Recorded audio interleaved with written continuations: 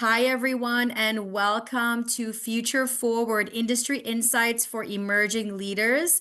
So excited to have our industry panel today, as well as our HR leaders, to talk to you about their insights and to help you with your understanding of different industries, but also career opportunities and career lessons to help you in your job search as you are now graduating.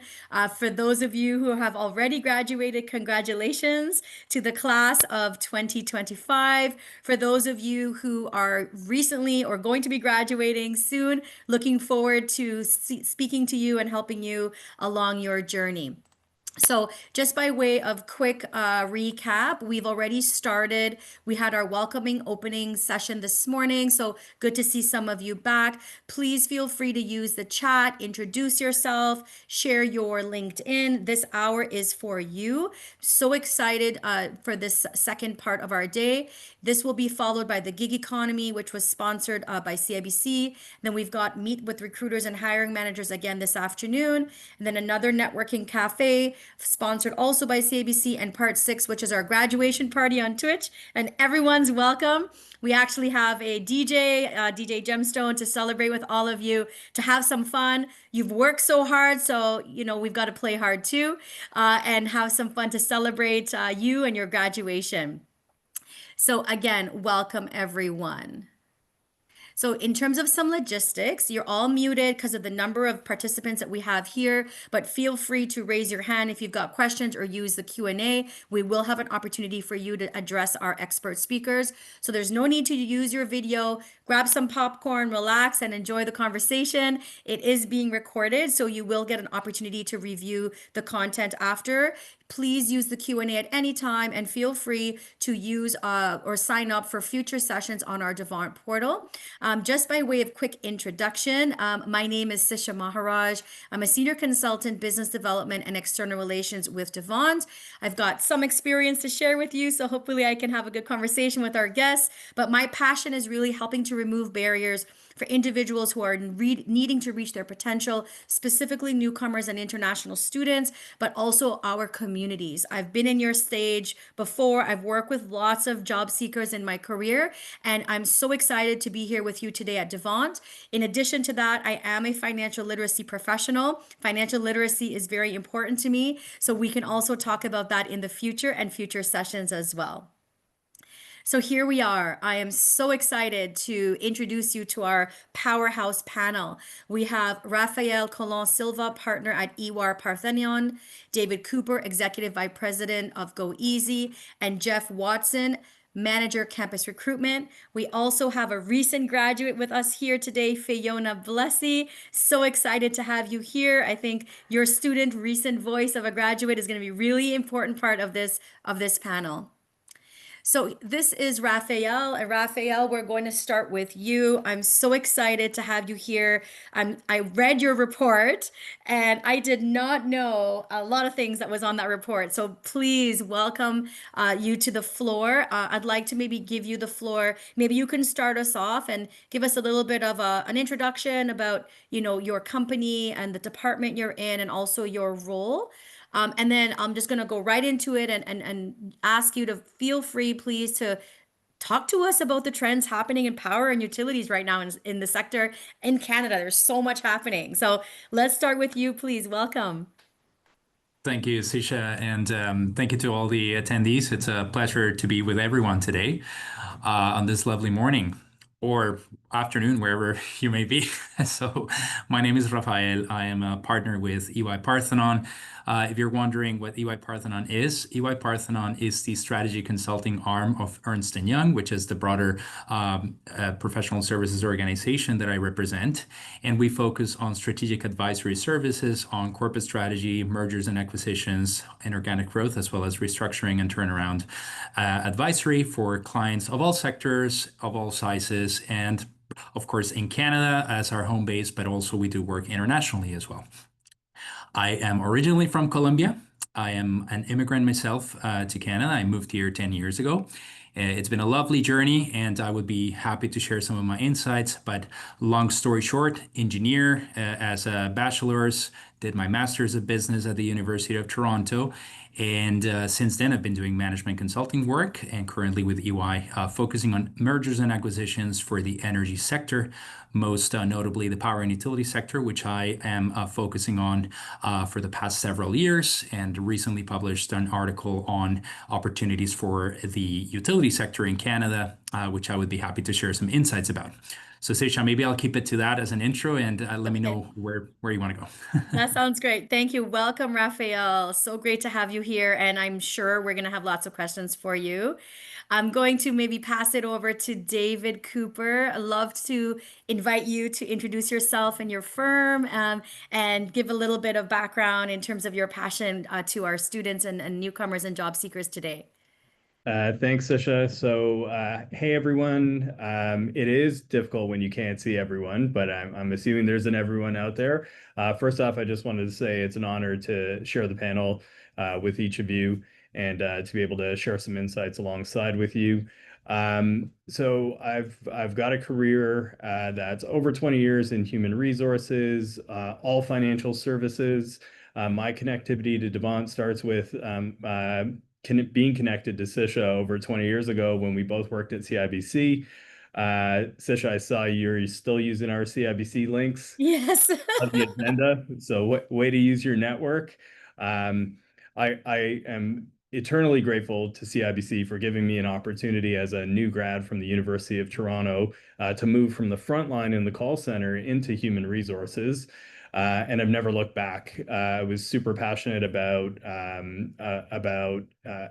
HR being a strategic partner that could empower employees and actually ensure that people could grow their careers and allow for a business to be successful. And I've been blessed to be able to get a really good grounding at CIBC, move on to another organization called Moneris, which is owned by RBC and BMO. It's the largest payments provider in Canada. And then after a really good run at Moneris, I started with an alternative lender that was called Easy Home Limited, today known as Go Easy Limited. We serve underserved Canadians through three consumer brands. The first is Easy Financial, the second is Easy Home, and the third and most recent acquisition to our portfolio is LendCare. 10 years ago when I started here, it was there were about 1,200 of us. We're 2,600 and growing today, and I'm just super thrilled to be here, and I'll share more insights as the hour unfolds. Thank you. Thank you so much, David. And absolutely, I think that we share a passion for human resources and people. And we also have that background in financial services. So we talk about networking to newcomers and job seekers, and this is exactly how it works. You reach out, you ask, for help, and everyone here responded to that ask for help. And I'm so grateful for your time today, to all of you. So, David, looking forward to learning more about Go Easy Financial, and the work that you're doing there.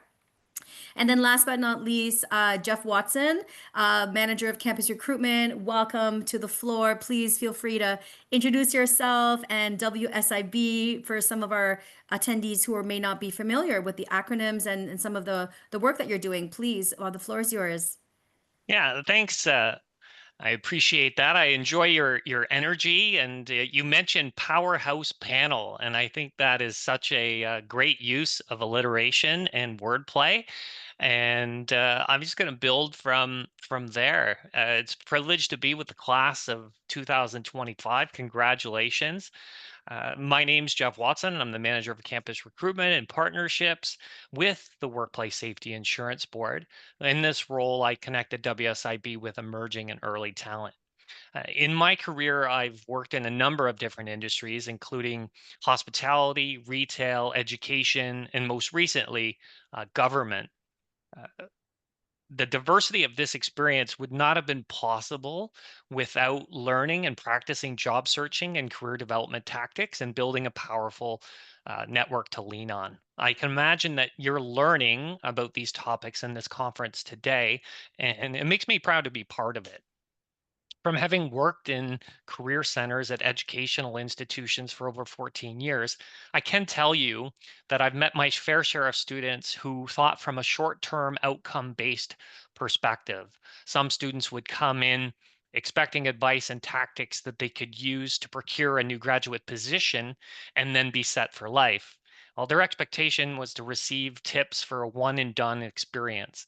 And in my opinion, it never pans out that way. It's never that easy or transactional. I believe that you need job searching and career development tactics as a new graduate and for your entire lifetime.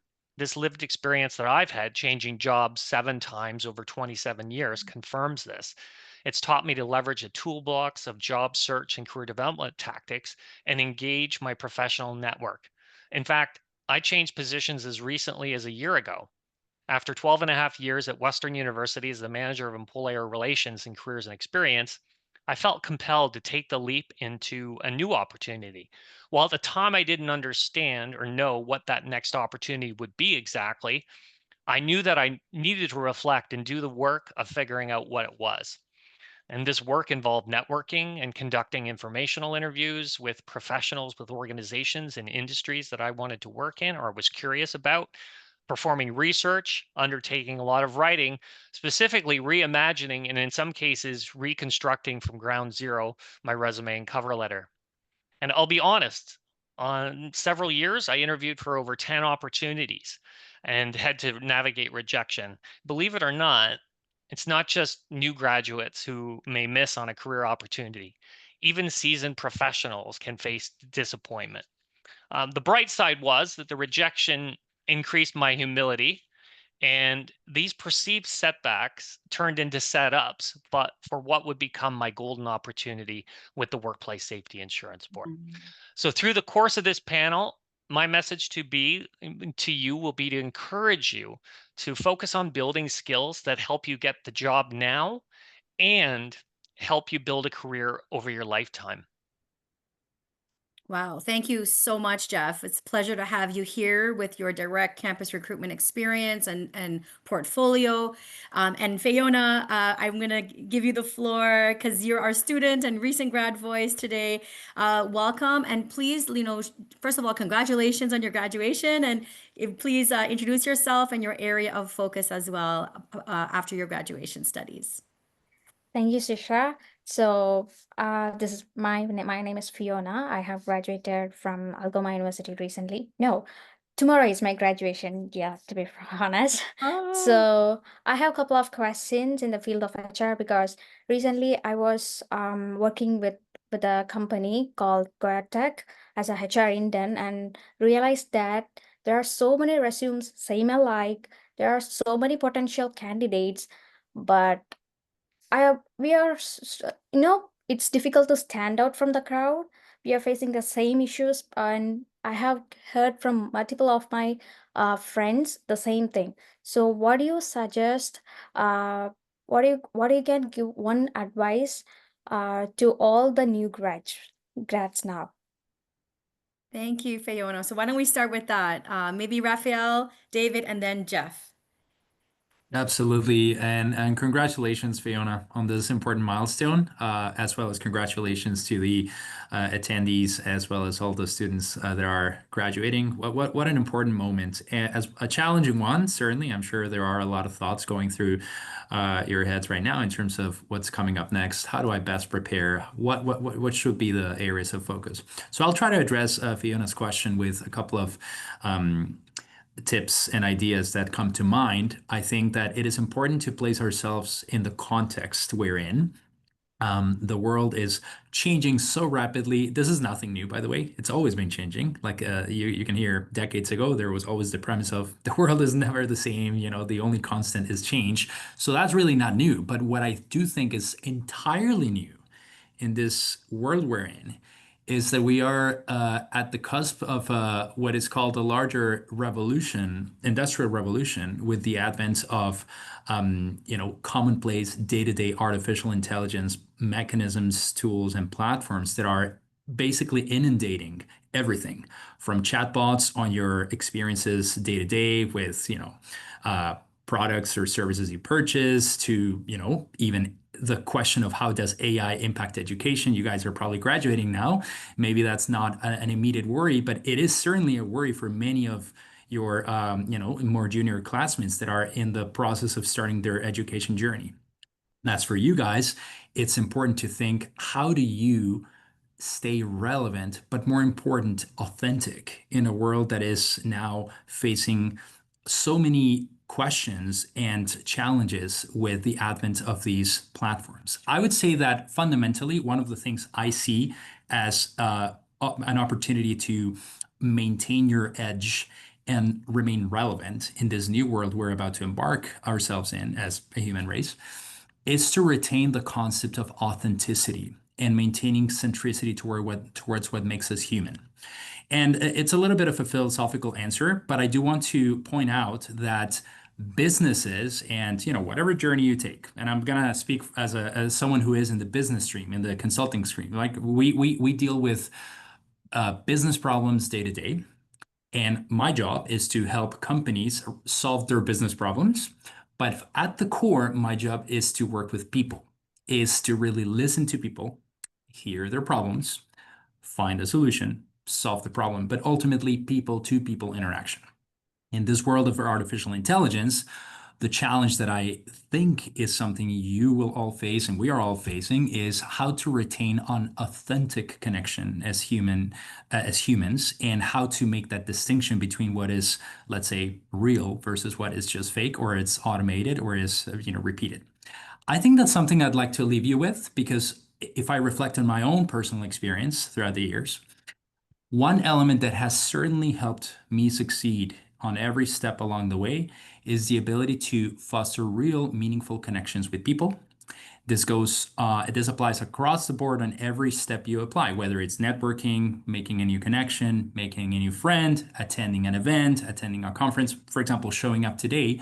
You do want to ensure that you can have an element of authentic self, show yourself who you truly are. We can talk about resumes, and resumes tomorrow will be automated. I anticipate that resumes will suddenly start to look perfect for everybody. Whereas in the past, the challenge was, how do you discard those resumes that have, typos or aren't really hitting the mark? Everyone will now hit the mark because there's going to be AI tools that optimize and standardize everything. So how do you find that authentic, genuine self, and how do you bring that forward to your friends, to your future employers, to your future colleagues, to your future personal connections? That, I think, is a key point that I'd like to raise as an observation. Stay true, stay authentic, and keep it human. Wow. Rafael, that's so powerful. Thank you so much for that. I think sometimes we forget about that, and sometimes we try to fit in almost. But, I tell my children, you were born to stand out. So I don't need you to fit in. I need you to be yourself and shine. And I'm so grateful for those comments. David, did you want to build on that in terms of the advice you have here for today? Yeah, absolutely. I find myself, so Raphael, thank you for that running start. I also find myself reflecting on what I heard Jeff say in terms of thinking about your current state process and building skills for the future. So I don't want to be like, I don't want to be that dad, but I am a dad. So I have three children. I have an 18-year-old. So when I think about the new grads, I feel like I've got a study going on at home outside of work as well. One thing I do want to call out, and I often come across this, and Fiona, as you're asking about how to stand out in HR, one of the things I come across often is still today, with the generation of talent coming into the workforce, is they're very direct and focused, which I think is a blessing. But sometimes it can inhibit how you think about getting into the workforce. So I'll give you an example as someone who graduated from the University of Toronto years ago.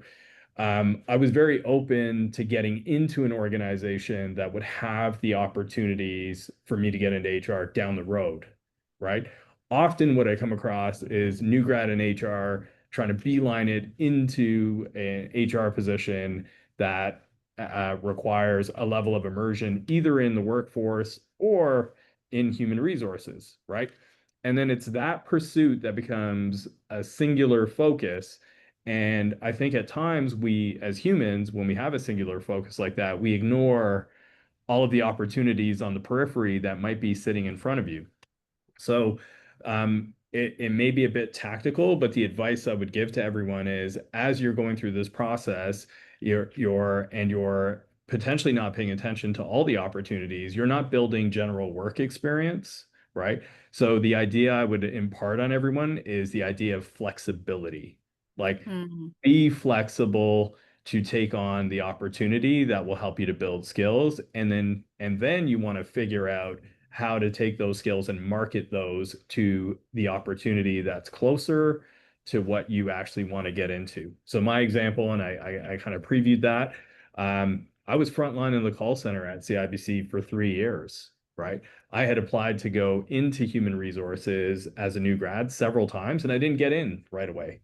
Where Sisha was actually my manager as I was in a rotational program. I had applied 5 times to that program before I got in as an internal applicant, right? So I think if you like anything, it's going to require effort and it's going to require consistency to get to where you want to get to, but you need a good starting point. So my advice is be flexible and I'll end by saying it's that flexibility that I'm drawn to when I'm hiring for my HR team, for example. mm, It's the individuals who find a way to say to me, look, I may not have the level of experience that other candidates do, but let me tell you what I've done in order to put myself in this position, because I'm starting to read into their attributes that this is someone I want on my team who's going to battle to get what we need to get done. So I really, really, I'm drawn to people who can demonstrate that all of these experiences were building to a point in time, and hopefully that point in time is us coming together to work. And I know I said it would end on that, but one last thing, networking. Like at the end of the day, it works. I know that's the purpose of Devant. I know that's the purpose of why we teach and why we're all here. At the end of the day, we are inundated with interest for roles, particularly in a field like human resources. And if you have the ability to open up, get connected, and get introduced, that will always accelerate your ability to get to the front of the line when there's an opportunity. So simply put, those who develop the skills to network and those who take advantage of all the network opportunities they have, they move and they accelerate their careers faster. mhm. Well, thank you so much, David. I'm a big proponent of the flexibility and adaptability as well. That's why I love those rotational programs because you actually get to experience not only different roles, but different environments, different teams. And you are learning how to learn through those rotational programs. So for anyone who has gone to school, anyone who's done rotational programs, I just amazed to see, how everyone's careers has grown and moved through, the last, I guess, number of years, maybe 2 decades that we've known each other. But I'm full of, excitement when I see the success and the growth. And again, Fiona, just to let you know, reached out through networking, and I said, "Well, would you like to come with me and co-host?" So, that's how she ended up on this panel co-hosting. Is she reached out and she networked, and she said, "I'm really interested in HR. I just graduated. How does it actually work?" And I'm like, "I'm going to show you." And this is an example of her reaching out and networking through LinkedIn and through an introduction as well, right, Fiona? So here you are. And David, thank you so much, for sharing your personal story. It really means a lot because this is what it means to be authentic, as what Rafael was saying, bringing in the full self of who you are. We've got work self, we have family self, we have community self. There are many parts to who you are, and your job is one part of who you are. So thank you so much, for your advice. And Jeff, I'd love to hear from you as well. I mean, you've interviewed so many people, they're really trying to figure out how to stand out with these AI tools now and all these resumes and applications that are sometimes going to look templated. What, maybe advice do you have, for job seekers and students in particular who are graduating, looking for that first break in their career? I'd like to, build off the greatest hits of what Raphael and David just provided as I heard them. Raphael mentioning at a conceptual level, and the advice being stay true, stay authentic, stay human, and David's tactical approach of being flexible to take on opportunities to build skills and then taking those skills to market to future opportunities. My response is really built on that, which is, saying at the headline level, it's critical for you to crack the hidden job market. And the hidden job market is made up of roles that aren't posted as broadly on websites and job boards. And more than 80% of job openings are filled through networking. So positions in the hidden job market as aren't as kind of, as competitive, and so you have a better chance of getting the job. um, but you won't know about those opportunities unless you build your professional network to alert you to these opportunities. And the most tried and true tactic to do this is through networking, and a specific tactic known as informational interviewing. An informational interview is a short, casual conversation with someone who works in a field or an industry that you're interested in. It's a chance for you to ask questions, learn what the work is really like, and get advice. It's not to ask for a job, but to build your network and figure out if the path is right for you. Unlike a traditional job interview where a job would be at stake and the process is largely led by the employer, in an informational interview, the dynamic is flipped. There's no immediate position available to you, and you lead the process. And perhaps you're wondering, why would I call a meeting with a person when there's no tangible outcome at play? Well, it comes down to four reasons. You can gather new information, you can add new contacts to your network, you can gain an evangelist, and best yet, you'll access the hidden job market that we were talking about earlier. So, starting with gathering new information, when you meet with a person you're interested in working with or at, you question, you listen, you absorb what is said to you. You learn what the chosen market is looking for, what trends are affecting hiring within your industry, and who might be looking for help. It's also a chance to share what you know with your contacts, to get reactions and redirection. It's quite an opportunity. You'll be giving as much as you're receiving. New contacts to your network. This refers to people in your target companies or industries, essentially anyone who could help you in your job search. The more people you know, the more information there is about you in the marketplace. The more your name is circulating in the marketplace, the more likely you'll be connected to a great opportunity. So I encourage you to grow and mine your professional network, identifying individuals that you can arrange 20-minute informational interviews with. By meeting with these contacts, you gain the opportunity to win an evangelist, someone who will take positive action on your behalf. When people like you, they'll promote you. They'll give you agency, especially if they believe that your talent and offering should have a place in the industry.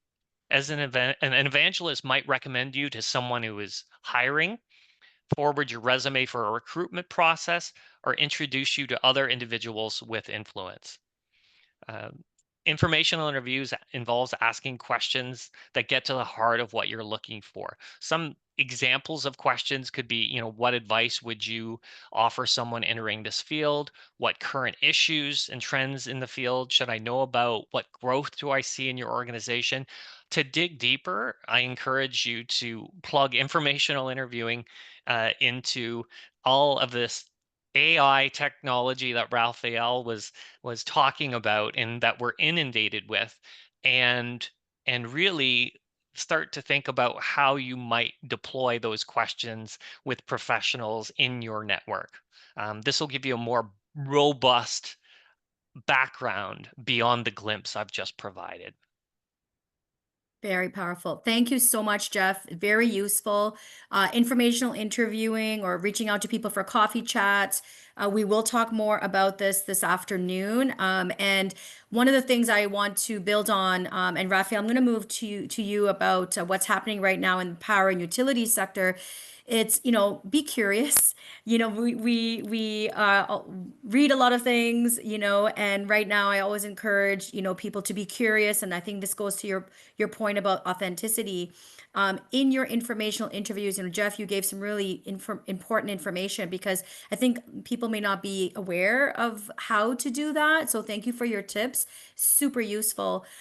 Really excited to hear a little bit more about, what are the trends shaping the power and utility sector right now in Canada, because I'm very curious to learn about what's happening here. But, with the shifts in needs and opportunities and our impacts and what's happening around the world, I think it's very important as you are not just starting your career, but as you grow in your career to stay curious and to learn about different sectors and to learn about what are the challenges. Like Rafael, you mentioned you solve problems for your business clients. So, I think that meant that attitude of being curious and a problem solver is very important and definitely led to, I think your success as a partner right now at EY. So, please help us understand, what is happening right now in the power and utility sector.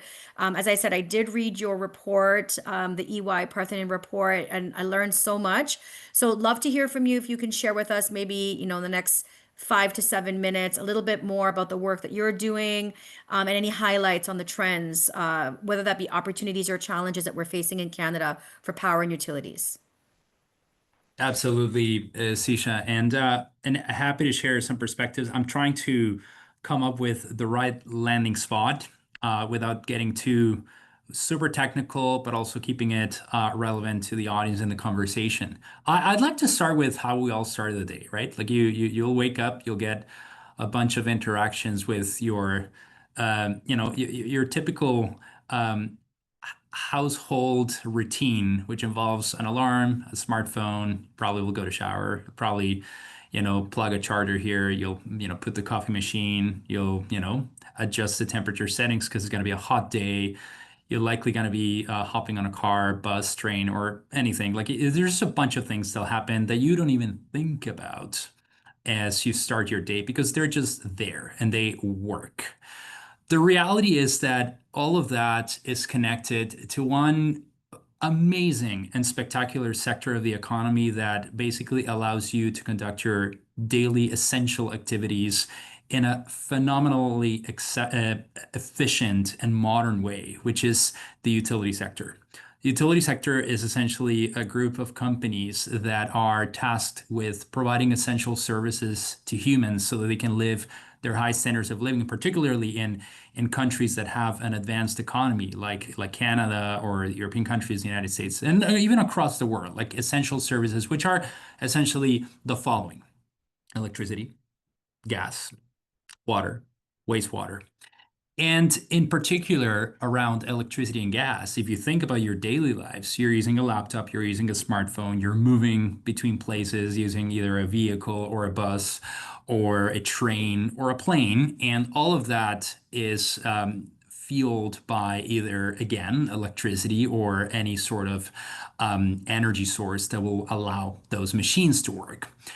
The power and utility sector is essential to our modern standard of living. And as such, in its current stage, there is a huge trend that is, I think, summarized in the word or in the phrase, the energy transition. So that is fundamentally the biggest trend and the single topic that I think is driving the majority of change and the majority of new strategic thinking as to what the future will be with regards to these utility companies. And in particular with Canada, which is a country that is very progressive and forward-looking as to transitioning towards a greener future where, these companies can establish ways of working that are less polluting, that have, less emissions towards the atmosphere and a more, let's say, friendlier with the environment. The energy transition means that many of these utility companies, gas distributors, electricity power generators, electricity transmitters, and distributors need to think of ways to reimagine their business models so that they can fit ways to help efforts towards decarbonization, towards sustainability, and towards everything that's happening across where humanity is evolving. You guys may have heard of, trends like we're now thinking of electric cars as the new way of moving ourselves. I can share some perspectives. There are actually mandates, policies, government directives that are aiming at having the market adopt electric vehicles as the primary product to be sold, in dealerships. So you can imagine a future, actually not too far from now. It says actually 10 years from now, if policy goes and stays the way it is, you would go to, a Volkswagen or a Toyota or any dealership, and you'll just find electric vehicles if policy stays in the same direction, right? And even if you think 20 years from now, you may actually be seeing the majority of cars out there being electric. So that has a huge implication on the system of utilities because you're no longer thinking of a world where, fossil fuels, gasoline in this case, which is the main energy source for the majority of cars, and also other forms of transportation like airplanes and like other machines to move. They use fossil fuels to mobilize and to work, right? Or even other things like, for example, the creation of steel or generating cement for infrastructure deployed. Like all those things use fossil fuels. If you're starting to add a lot of electric source to machines like electric vehicles or others, then utilities will have to figure out how are we going to cope with all of that new electricity demand that's coming into the system that we built over a century ago, but not purposed for so much of electricity demand, but rather for a mix where, gasoline will do its play and then kerosene and jet fuel will do its own thing. And yes, electricity will play a role, but not in this way. So that's currently one of the biggest issues that is impacting the utility space, which is how do we cope with this energy transition trend? And interestingly enough, for consumers ourselves, right? Those that are not necessarily involved with the utility, we are more increasingly partaking and participating in the discussion. We're more aware of these trends. We're now seeing apps in our phones that tell us how much energy we're consuming, how to get to a place in a more efficient way, how to use more sustainable practices of living, and all of that. So I'll probably just kind of wrap up. I wanted to just throw the journey, not starting with so much of technicality, but really showing that there is a great degree of change happening out there. These companies, and specifically their executives, they're scratching their heads trying to find not just one, but like a myriad of solutions on how to best continue with their business mandates without necessarily having to reinvent themselves entirely. So a lot of strategy discussions, a lot of future thinking discussions are taking place as we speak. Mm-hmm. The exciting news is that all of you will be a part of that conversation, and the sector requires a great deal of intelligence coming in to solve that problem, because this is a problem that will not get solved this year. We have about 10 to 30 years to really figure it out. And it's an exciting topic. I love the topic. I recently wrote a piece that has to do with mergers and acquisitions on that very subject, but I'm not going to get into details at that point. I just wanted to keep it a little bit high level. We'll going into specifics, but Sisha, that's perhaps my input at this point. Thank you so much, Rafael. Fiona, did you have a follow-up question based on what Rafael just shared with us about the trends in power and utilities that's happening right now in Canada and how it's impacting businesses? Yes, I have one question for you. So, what is the most profound lesson you have learned about resilience and adaptability within a workforce during the times of immense change, whether from M&A or market shifts? Okay. Thanks for the question. I'll keep it very brief. I have to go back to the aspect of how how people skills are a primary driver of success in any form of change. You mentioned M&A. We've talked about energy transition. Energy transitions drives change in companies, drives change in how we engage with energy and consume energy and all of that. You could even say strategies change the way businesses do business and how people look at their roles. AI is changing the way that we engage with information, that we consume information and brainstorm ideas. So I think it comes down to people skills. It comes down to how you can adapt. And as David had mentioned, staying flexible, right? Those people skills are fundamental in terms of being open and being adept at incorporating a new change or a new direction and being able to accommodate yourself and find a way to adjust accordingly. Because humans are typically bound by routines, and we tend to develop a way of doing things that is familiar and comfortable after a certain time. So staying flexible is an essential skill, I'd say, in any event of change. Thanks, Rafael. Thanks, Fiona. I know we're at 12:11, so I want to try to get as much information out from all of our panelists today. I'm so grateful, Rafael, for learning about the work that you do.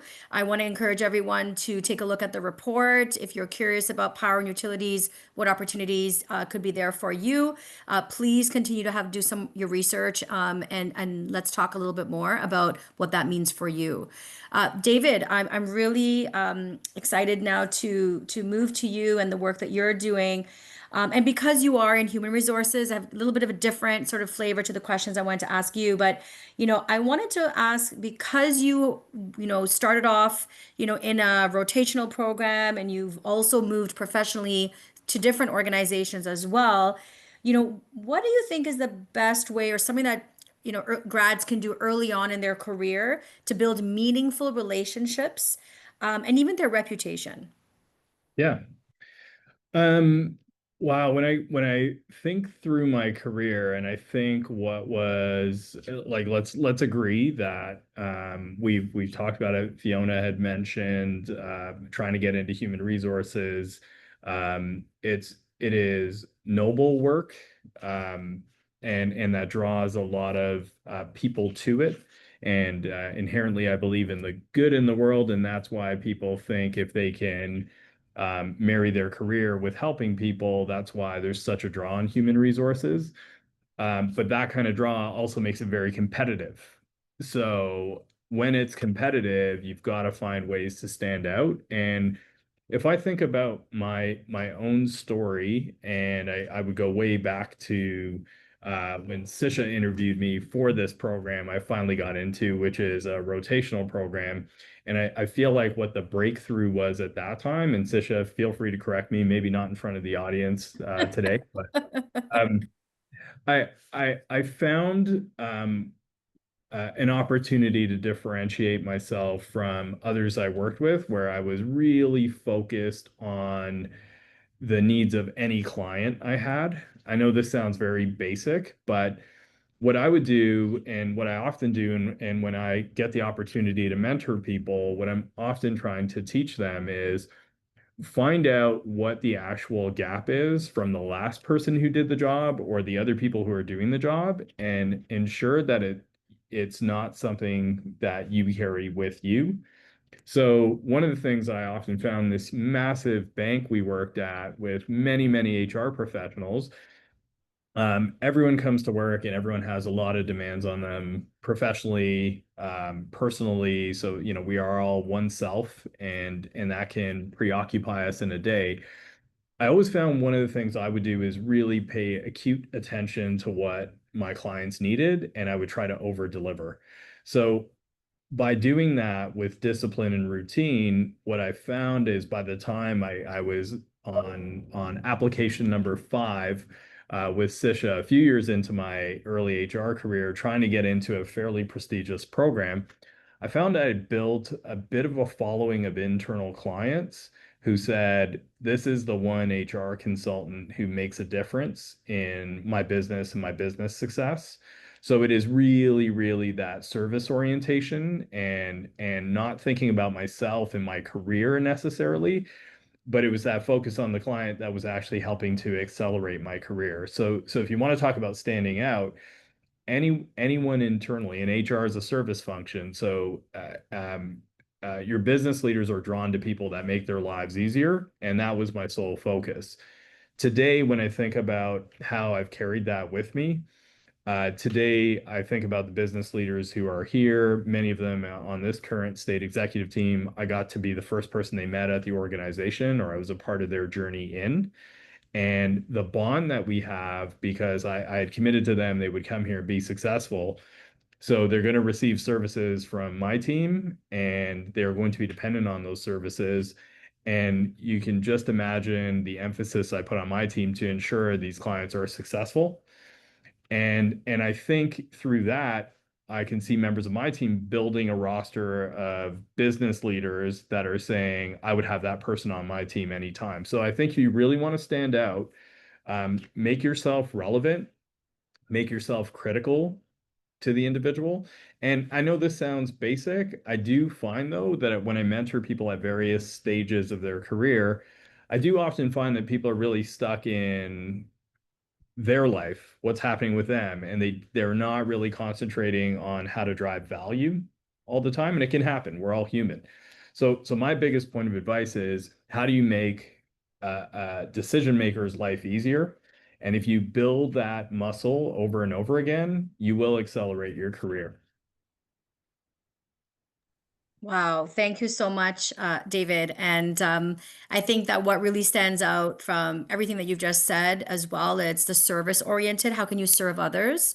How can you solve a problem for your clients, for the business, and for people that you work with is what I'm leaving with from your advice. And it's just super powerful. I would encourage everyone who's listening to this now or even after our conference to think about when you are doing informational interviews, when you are positioning yourself in your cover letter, in your resume, online.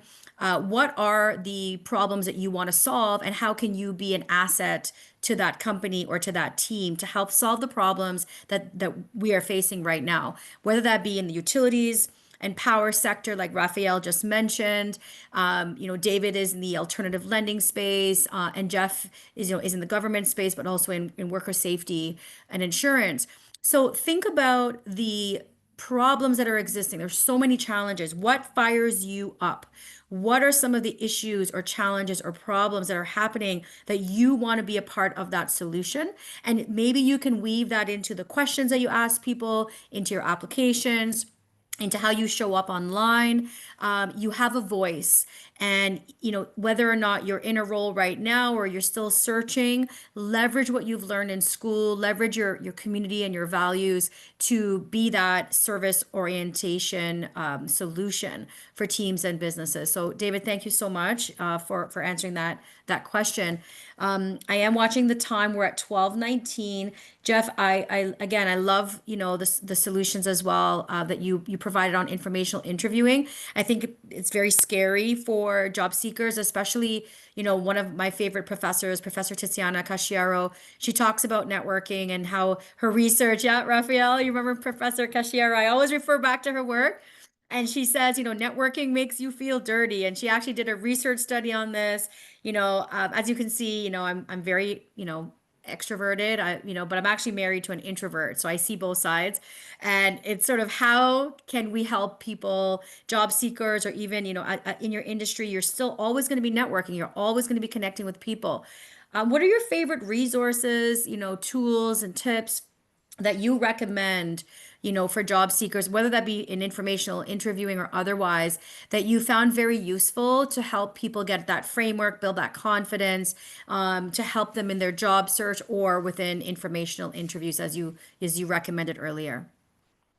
Yeah, I'll keep the spotlight on informational interviewing by recommending a book by Nathan Perez and Marcia Ballinger, and it's called The 20-Minute Networking Meeting. I don't know if this shows up through my screen at all. It's available on Amazon, and this is the graduate edition, so customized to your journey. And this book articulates how to run an informational interview in a 20-minute in-person or virtual format. The authors cover how to prospect contacts and give guidelines on how to position yourself when setting up a meeting. The 5 steps of the 20-minute networking meeting are: step 1, great first impression; step 2, a great overview; step 3, great discussion; step 4, great ending; step 5, great follow-up. So for those of you that are amazed by math and we're counting, that's a lot of greats. And there's a lot of greats in the steps, and then a lot of greats in the book too. The great first impression takes 2 to 3 minutes. You open a dialogue by conveying gratitude for the meeting and in easing in with some chit chat. The great overview follows, and this gives you the chance to provide a 1-minute overview of your experience. This includes highlighting your professional experience, your education, any awards or special achievements that you've accomplished. And the great discussion step is where the magic happens. This takes up the bulk of the meeting with a runtime of about 12 to 15 minutes. The book recommends a observation and reflection style question that requires thoughtful research and preparation that can help you generate that meaningful dialogue and connection that you're looking for. In step 4, the great ending, you get to drive home your gratitude for the meeting over the last 2 minutes. And then step 5, you follow up with examples. Um, you follow up with examples or templates that the authors provide. You can mimic those. If you follow their formula, you'll convey a professionalism that's positive, strategic. It demonstrates your strategic abilities, your planning and organizational skills, your strong communication skills, your generosity and gratitude, and your follow through. I could spend an entire hour delivering a workshop on the informational interviewing process. Fun fact, I'm actually developing and running this workshop for close to 200 students at the Workplace Safety Insurance Board as part of our Career Ignite professional development conference coming up this summer. So I highly recommend the book. It will equip you with concepts and tactics that can inform your job searching and your career development toolkit for for an entire lifetime. Once again, the title of the book is 20-Minute Networking Meeting, Graduate Edition by Nathan Perez and Marcia Ballinger. If I have a moment, I'll add it into the chat. Wow, thank you so much. That was really useful. I know there's so many resources out there, but it's always great to hear from our HR leaders and recruiters directly. What do you align with, and what do you think is a good resource? So I really appreciate your recommendation and suggestion, Jeff. At this time we're at 12:23. I do want to mention I do see some questions and comments. In our Q&A, I will respond to you. I have taken notes. I just want to mention, like Rafael, someone just says like they'd love to follow up with you. They came here thinking about getting a job in accounting, but now thinking more about human habits and big picture. Thank you. That's been amazing. I see people reaching out, for follow-up questions. So I would say, everyone here cares about your success. They've given their hour of their time, and we've had some back and forth as well before, and I'm sure we're going to have conversations after. So please join me in thanking so much Jeff, David, Raphael, and Fiona for participating in this conversation and helping, our students, our new grads, with their next step in their journeys. I'm also just going to launch a quick poll to invite you to share your feedback with us.